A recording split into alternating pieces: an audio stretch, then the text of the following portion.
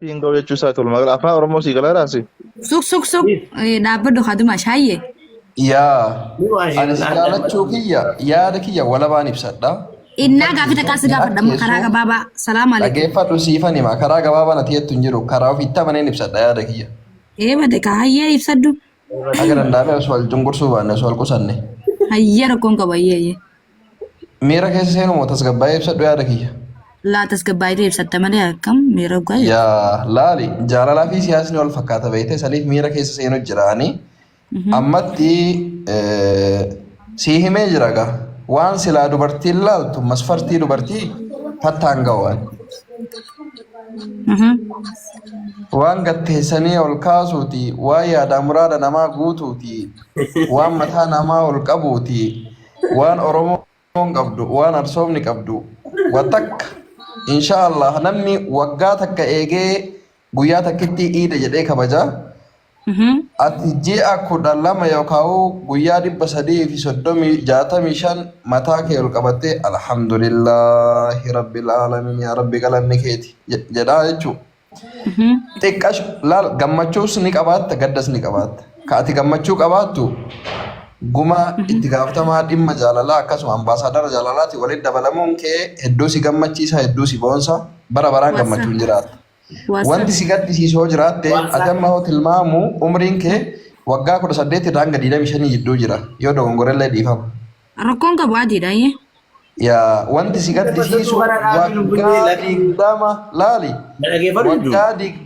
waggaa 22 23 jiraatte kana wanti ani haga amma gumaan osoo walitti hin dhiyaatin osoo miira kiyyan ibsin osoo bakka isaa qabaachuu kiyya ittiin himin osoo qaamaan isan argin osoo ittiin dabalamin jiraadhe kuni ani jiraachuu iyyuu miti jiraachuu kana booda eegalaa jetta santu si gaddisiisa sonaan wal baratin dura jechuudha.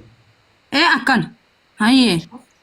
Kanaafi amma fattaalleen kunooti anillee kunooti abdiilleen obbolummaa si haa jaalatu firooma si haa jaalatu biyyooma si haa jaalatuu fi hariiroo jaalalaa kan si jaaladhu kana si haa jaalatu I don't know. Garuu amma nama 500 fi 10 nu laalu kana irratti waa takka akka nu ifoomsitu barbaadan akka gumaatti jechuudha. Akkan hayyee.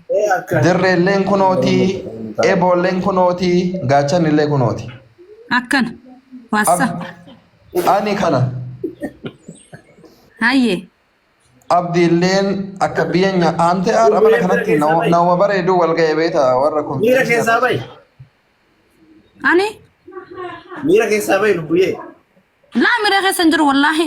Hayyee. Akkan waasaam akkan akkan. Kanaafi abdiilleen asuma jira inni ayitiin obboleessuma keenya fakkaata. Gurbaalleen kun fattaalleen bareedama cululuqaa waziin isarra darbee nama 10 fi gahu kama fuuldura argitu kana. Kanaafi osoo kiyya sa'a kana dhiirri biraa dubartii si fakkaatu osoo ana filatte gammachuun kiyya daangaan qabu sin jechuu barbaadeeti filannoo kee dhageessa. Bakka san irra naa deebi dhiifamaa wajji. Dhiirti biraa hee? Ani ka barbaadu dhiirri lafa kanarra jiru hundi dubartii si fakkaate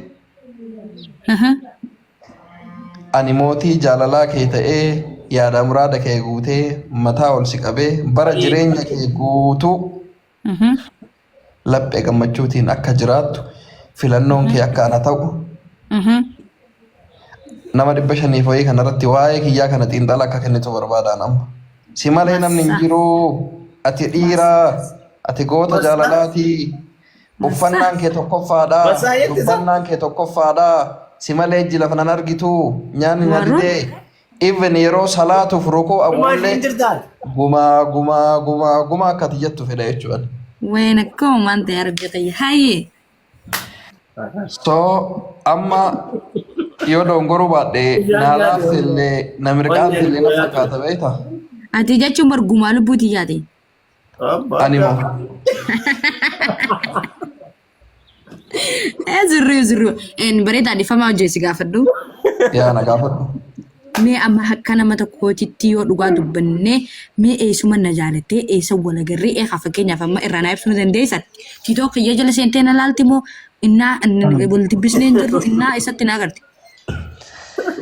Dhageeffadhu siimaa dhugaa dubbachuu wayyaa.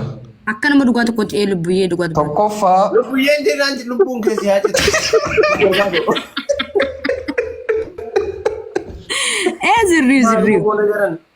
Ayyee lubbuyee jahu nafsayyee. yaa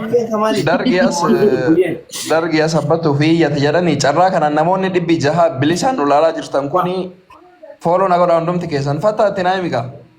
Mee gutii qabdaa yume. Fooloo si godheen jira laala nillee laa guma. Fooloo akkona. Ati eenyu godhi siin jedhe uummata kaawwan hin jenne uummanni kun fooloo godha. Atta taartiin. Dumaa shi dhagaa. Natti maka akkata itti wal barree natti mee kataa itti na jaalladha. Mee obsi lubbuyyee obsi. Dhiisii rakkoon qabu yaani amma kuni Fooloo godha dura mucaa fooloo ati godha. amala dumaashii beektooti natti dhiisi haasa'u gurbaan obseeni haasee hageeffatooti dhiisi maaltu si gahaa Natti ma bare sakii mee kamin na jaallachuu dandeessee kamin na Haga agartee. danda'ame Moodii fi obboleessa Avatar. kiyya waan jettu kanarraaf qusadhu. Fooloo godha mee Ayyee fooloo godha. lubbuyyee kamin na jaallachuu dandeessayyee. Wayyiyyee akkaataan itti si jaalachuu danda'e tokkoffaa ati nama jaalala beektu ta'uu jechaan osoo hin taane gochaan si argisa. Waassa hayyee. Lammeessoo irratti immoo intala magaala boora boqoon burtukaanaa sigalee. Wow. Mashallah. Waassa. Sadaffaa irratti Hayyee. miidiyaa irratti yeroo hedduu laayikii namaan godhu beekta akka laayikii naa godhan barbaada malee suuraa kee iskiriinshaat godhee gaalaarima keessa laayik godhe akka namni nagarretti. Mee ambade kaawwai bakka teetii anaa badu. Hayyee. Lakki lubbuyyee lakki. Kanaaf yani dhugaa rabbii dubbachuudhaa fi uummanni Dhiisni Moodii Oromoo Avatar na jaalatu taate fi ani amala isa jaalatu dumaashii kana beekaa irratti wanta dubbachuu barbaadu Hayyee. jecha takkaan si ibsa gabaabumatti duraaf duuba keellee Natti ibse hayyee maraba lubbuyyee. akkuma gaafa si argadhe jireenya kiyya eegalee xumurri jireenya kiyyaallee gaafa si dhabeedha. Ween akkuma waan ta'e yaabuu godhaa kana akkanatti maantii men duraan isaati maantii mun godhan kaa. Ani amma sa'a kana rabbiin qofan na argaa miira hin taane keessa jira ijji na diddiimattee laphee na timaatoytee Eenyurraa ka'ee sababni? fincaan waan fuula lafaa ol ka'uu danda'u amma sa'a kana. Sababni maalirraa ka'e lubbuyyee? Jaalala kana hin beeyne Sila jarri viidiyoo jirti ante. galu yeroo hedduu ani immoo miira dhugaan abboonni teena dur wal jaalattu santu na keessa jira beeyte. Ayyee. Ani deema na ayyama. Ni deemtaa dhaabbaddu xiqqasho. Baay'ee obsine. Narra wal faarsisaniif hin jiru. Ani deema fooloo godha intina guma. Wanni fooloo godhii fi baakii olii deebisa ani adeemu maal godha re'asi lubbuyyee. Guma mee viidiyoo gata kabanachiisuu dandeessaa lubbuyyee? Rakkoon kiyya ammoo beektaa manni kiyyan bareedu. Laa rakkoon qabu namummaadha malee qabeenyi umaatiidha beektaa bareedinni umaatiidha namummaadha wanti madaalamu. Wallahi ani namuma suuraa irra argite kana kanaaf taani bifuma barateen fooloo baakii illee si deebise. Kunoo ati ma rakkoon qabu lubbuyyee waan naan jaalladha bareedinni waan takkamin hin tasaa jedhama. Eenyu nyaarti? Eenyu nyaarti lubbuyyee? Kanaaf ta'a. Kabajaadha ilmi namaa kabajaa fi jaalala malee wasaanyeen bareedinni waan takka tasaan qabu sittiin himaa qaalii namaa mingiste. Ishi sii ta'ee ammaan. Naa taate banadhu fidoo. Ayyee amma hin sabbeeytaa dhageeffadhu kana booda ani siif maali fattaan Ati siif anaaf waa mara koo abbaa mana kiyyaa bareechaa jiruuti yaa anillee fiidoon hin badadhootis.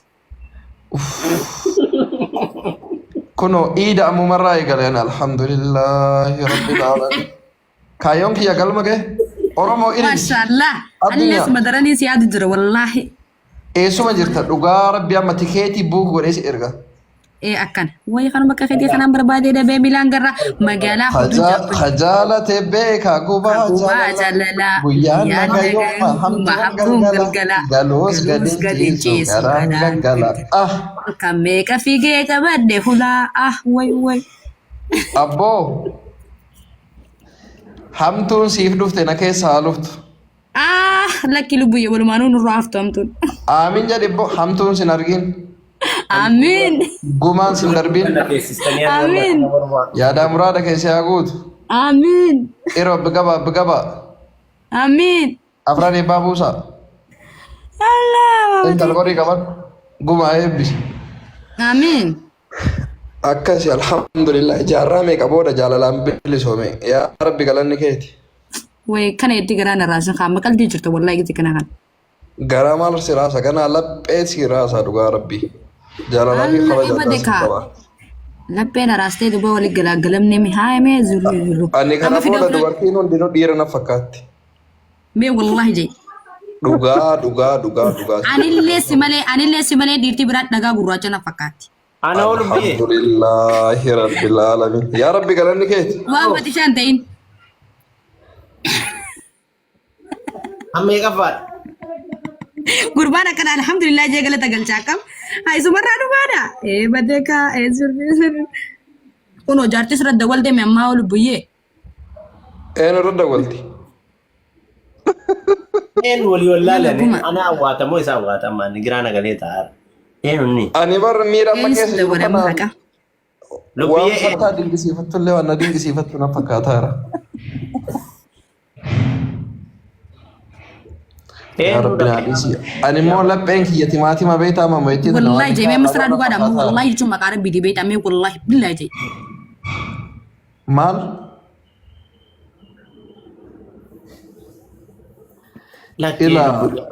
Arafaas wanta ati beekuu qabdu maal akka ta'e beektaa?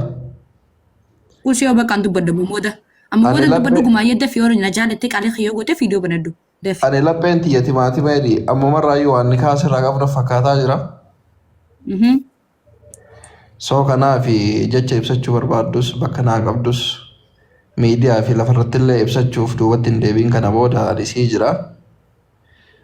Gabaabumatti anaaf si wabii jireenya Yaa walii rabbii kiyyaa naa badu kaa. ta'uu hin dandeenya. Garuu immoo anaaf riiskii guddaa beekta. Kana osin jedhu nama akka Deebi'u foloo si deebisee hin jira. kabaju.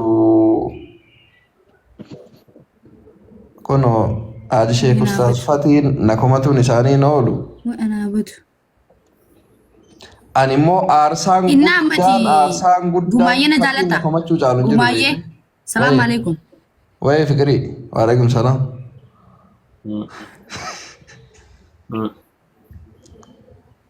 Dubbiin takashi. Ani yoo ba'e yoo abdi yoo baane yoo naafatu. Nuti si jennee riba malee uummata rakkifneef illee rakkifne bakka isin fayyaan qabdu adeemnu. Nakka yoo baane malee wanni Lakki. Abdi ati tasgabbaa'ee miira keessaa ba'e jalqaballee hariiroo wayii hin qabdanii obboleeyyanii.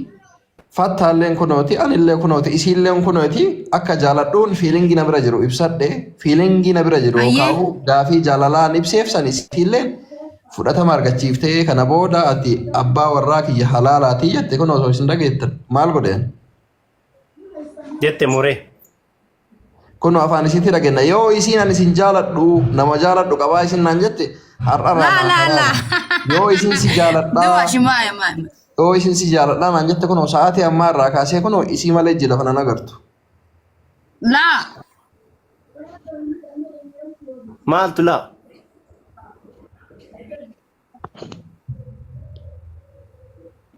Amma kun nagari yoo asooyne.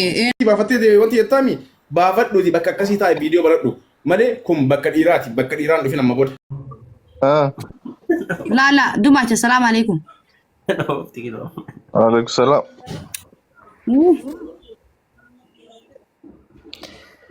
Tufate. Ayyee. Ana baanta moo obboleeyyantee baanta? Mana isaa fuuloo godhamee namni dhibba jaala. Assalaamu alaikum.